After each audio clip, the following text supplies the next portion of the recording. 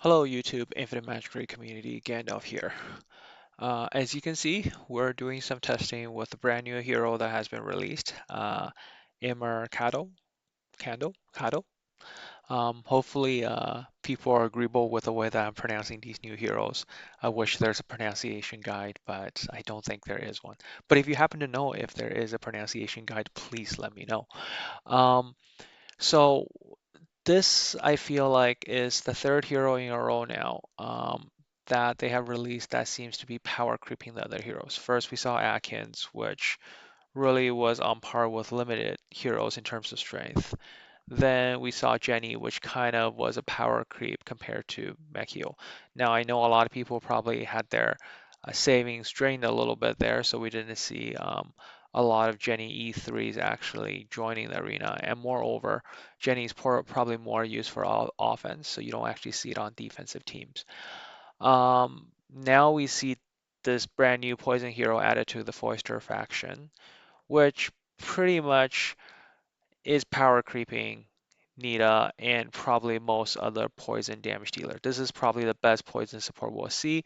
Um, Off the bat, he brings out the unique poison up uh, damage buff that you can see right now, this attribute buff. So they're adding these to all of the damage types, I guess. So we have seen like bleed damage up, burn damage up. Now we see poison damage up. We see HP damage up too, I think, already. Um, we also see him boosting mastery for the entire team from his exclusive. Um, from an AoE damage perspective, surprisingly, um, he's able to out damage Nita. Of course, these two heroes are set on the same attack, same mastery. Now, of course, the mastery is a lot higher due to this particular passive here. We'll explain it in a bit, but they were set at the same effective hit, the same mastery, same attack. Nita basically has just a little bit more use in PvP now. In PvE, really, this hero is gonna basically take Nita's spot for sure from an AoE perspective. Um, Perhaps maybe Nita has a little bit more base stats, so we'll see things a little bit differently. But just assuming they have the same stats, this brand new hero is power creeping her with more things in his kit. So let's go over his kit right now. So first of all, you have Fallen Poison Ivy, which is gonna straight up give you poison attack up to. So poison damage is gonna go up by another 50%. Now this doesn't mean that your poison damage is going to go up by 1.5 times. This is if you already have poison damage dealt. Actually, you know what? Now I think about it, I I'm pretty sure if anywhere other we have text where it says poison damage dealt, this is going to be additive compared against that. But we don't actually see a lot of poison damage dealt up um, from that perspective. I do believe it's additive against um, I'll say additive against things like um, I think Big Jack, for example, that increases dot damage or Beatrix. We'll do a quick test to confirm that in a sec for everyone. Um, he also applies silence, all right, on this particular skill, and at exclusive one in a PvP setting, if he's losing health, he can actually be casting this if he lost 30% of the health. Now it has a 3-turn cooldown, so you can't like cast it like 3 times if he drops to like 10% health. This is not a lot of damage, but this is poison damage directly. Um, it's I don't see him being used in PvP, in case you're wondering. This is just like a nice added bonus to it. Okay. On his basic attack, he gets severe wound on basic attack. Like, come on. Like, how many heroes give severe wound on basic attack? This is like the first one. Why do we have severe wound? Why do we need severe wound? Because the brand new content demands it, right? We need severe wound to get past stage 20. We're not doing enough damage. So what do? You, instead of nerfing content or making content relevant, you make content that is really, really hard to beat. Then you come up with heroes that power creep the existing ones, so you kind of feel pressure to get them so you can beat higher level content. I feel like this is kind of their formula a little bit. It's a little bit disappointing, honestly, but we see it time and time again, right? When we saw stage 40 with the Dorman dungeons, we're like, what the hell, how the hell are we supposed to beat it? And then we start to see heroes that allow us to do a ridiculous amount of damage and eventually power creep it, right? Like starting with Imercado, we're seeing severe wound, we're seeing buffs to poison damage. So now the first boss, Margarita, the buffed version will now have an answer. We'll probably see people getting close to like stage 30 and and break through that from there. We'll probably start to see burn heroes that have severe wound or HB burn heroes that comes in with severe wound, right? All with some sort of damage boosting, multiplying effect, right? So onto his passive. Um, Even at E0, right, he's going to be able to boost the mastery of the entire team. Now, at exclusive 2, whenever an ally increase inflicts 1 layer of poison, all allies will gain 1 layer, and they can own up to 10 layers of the sap. And when Life Devouring Vines is cast because of triggering Shadow Vines of Life, reduce turn meter by 10%, 30%. Additionally, reduce their turn meter for 1% for every layer of Vine Sap owned. So in a PvE setting, Vine Sap can be owned up to 100 layers. So now you can reduce 130% of a turn meter? What? Uh, when Shat is cast, Life Devouring Vines. So this is Life Devouring Vines is cast because of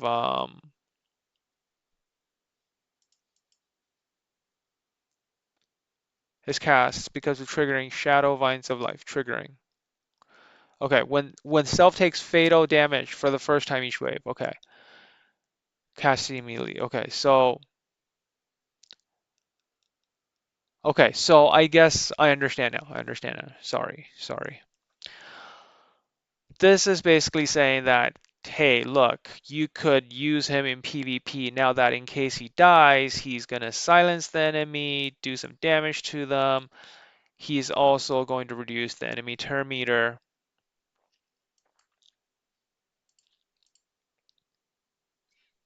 So on and so forth. So whenever it takes fatal damage for the first time,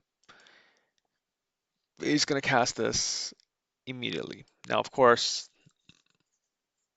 I still don't see him in PvP just because the multipliers. I mean, he could. Okay, to be fair. Okay, let me take a step back. If you're using Nita today, you can probably use this guy. Okay, so now it's sort of like you get a Nita that can also blow up like a popper. So it's like, again, power creeping existing heroes. Um, Total number of turns required for this is reduced. That's fine. 2 stages of 100% attack energy to all enemies. For each layer owned by the enemy, each stage does 30% extra attack. This can be dealt up to 6 times. So this is kind of like, this is different than triggering poison damage. It does 200% attack damage to all enemies, and then it does extra if the enemy has poison layer. But you're not triggering, you don't have poison immediately. So you have to kind of, it synergizes well with other heroes on the team. So for example, you go Nita, then you go into this guy. Let me go into try again and just to show you that. Okay, so if we're casting it ultimate, you see he's just doing poison damage, but he's not, this poison dot is actually coming from Nita. But if we have, say, Nita just going 1 speed, don't need to be that fast, um, 1 speed faster, we will actually see a good synergy between the two. So now the enemy has like 4 layers, so we should see 4 instances of extra damage. Huh? What happened there? Oh, sorry. I guess it's not the extra damage comes directly. Each stage deals extra 30% damage. Okay, so let's just look at the number so that we can have a comparison point. So nita, okay. Okay, so we're seeing 400K, 470K in the middle guy. So we're going to just edit attributes here. We're gonna make nita just back to the original speed, just so that we see that the damage difference. So it should be about half. Yeah, so 250K versus 470K, right? So the 4 stacks of poison had the benefit of um, extra poison damage. So hopefully that helps explain his kit. Basically, what's new to the table is he has poison up, and he is going to get stack um, proliferating vines. Once he gets to 3 stacks, he's going to be able to do 1 extra stage. At E3, he just means he's going to be able to get it a lot sooner. Okay, so with this kit explained, let's do some uh, testing specifically. First, I want to just answer the question about, how unique is this particular buff, because this is considered as an attribute buff. You got 50% extra damage coming out of it. So, without the buff, we're seeing for the poison damage trigger was like 70, around 17, I think it was 70K and, sorry, let's just see that again. Let's just see that again. My bad. Okay. Okay, we're gonna look at nita specifically. Did he literally just do like 500K from basic attacks?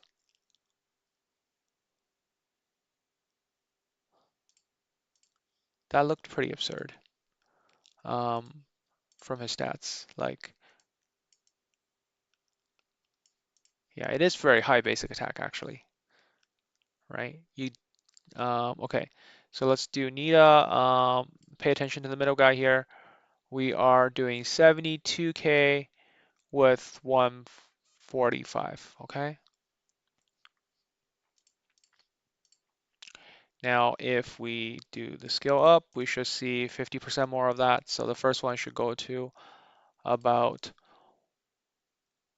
yeah, 100K, and the last one should double as well. Yep, so you can see it went up straight 50K. Now let's add to the lineup a big jack so that the dot damage is increased.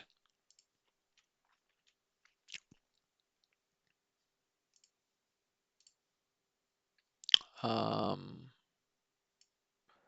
Sorry, let me just make sure big. So let's make sure things are moving in the right order. We got 2000 and restart with current settings. Okay, so he's gonna go first. So let's test if this is additive or multiplicative. So big jack here is, so on our first version, right? Yeah, it's still absurd. It's like 400K, 4 or 500K from basic attack. That's just hitting way too hard for a basic. Okay, so nita without with a big jack, but without that buff. Okay, we're doing 100 and 200K. Now, if this is purely multiplicative, we should see 165 and 300K. Now, my thoughts are I don't think these two buffs will interact from a multiplicative way, but we're about to find out. So first up, we get our buff. And let's see the damage. So it's 140, right? To 280. So basically what we're seeing is, right, um, Big Jack, increased direct damage and dot damage dealt. This damage dealt is going to be 12% plus 220%. It's like, what, 24, 24, 20, 26? Yeah, 20, 24, 26.4% is the damage boosted. And then we plus another another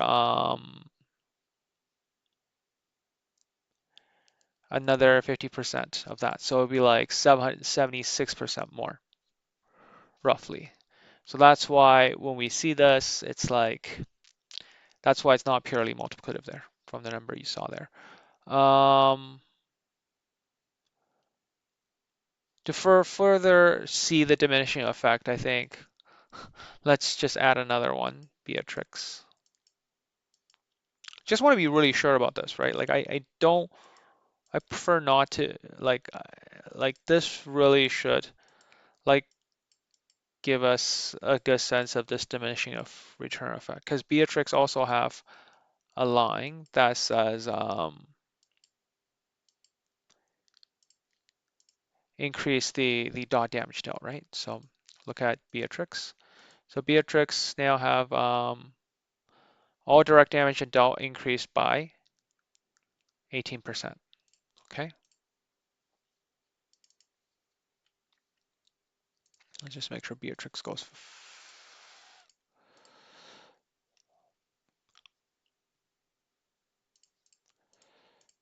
Okay, we got the drumsticks, and baseline nita is now going to be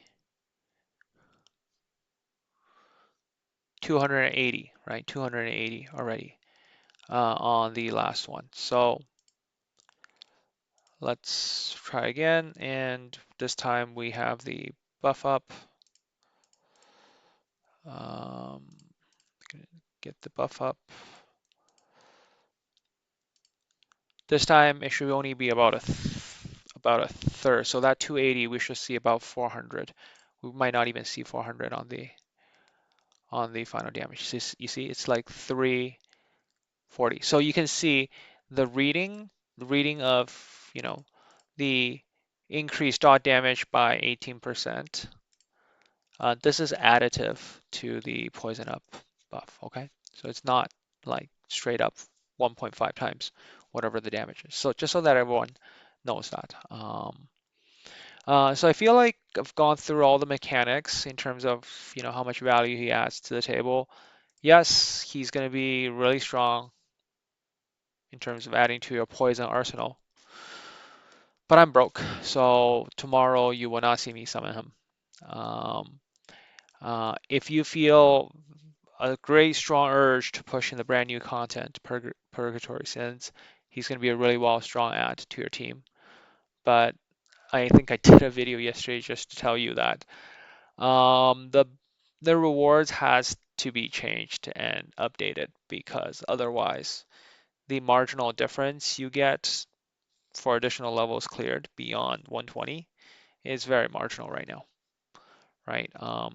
It's going to set up a much bigger difference later on once we actually see serious progress in the content. But right now, um, I feel like they created a problem just so they can sell us a solution, and I really don't like it when they do this.